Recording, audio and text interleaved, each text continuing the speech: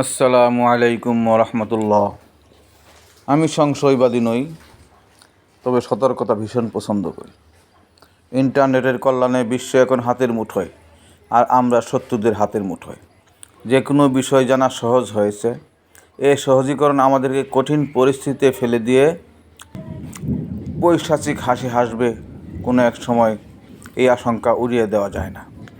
আমরা যেভাবে print media থেকে মুখ ফিরিয়ে নিয়েছি, কিতাব থেকে যেভাবে দূরে সরে গিয়েছি, এক সময় হয়তো প্রকাশকরা বসে পড়বে।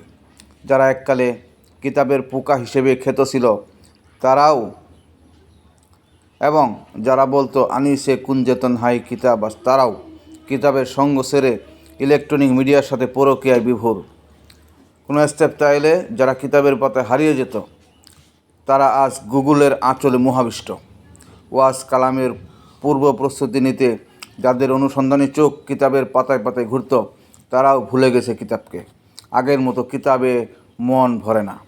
IPhone, iPad, mobile phone, mobile tab অথবা ল্যাপটপের সঙ্গে সময় কাটায়, প্রশান্তি খুঁজে শান্তি পায়। এহেন পরিস্থিতিতে ছাপাখানাগুলো মুখ থুবড়ে পড়লে করার কিছুই থাকবে না। এতে করে কিতাবাদি দুষ্প্রাপ্য হয়ে যাবে। তখন আর অবাক হওয়া ছাড়া কোনো উপায়ান্তর থাকবে না।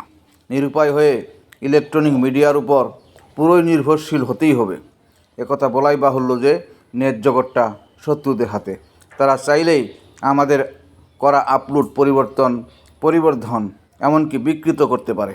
ইসলামের শত্রুরা উঁত পেতে বসে আছে সেই মহেন্দ্রক্ষণের অপেক্ষায়, যখন আমাদের ডকুমেন্টারিগুলো অবহেলিত হয়ে নাই হয়ে যাবে আর তারা তাদের খেলা শুরু করবে।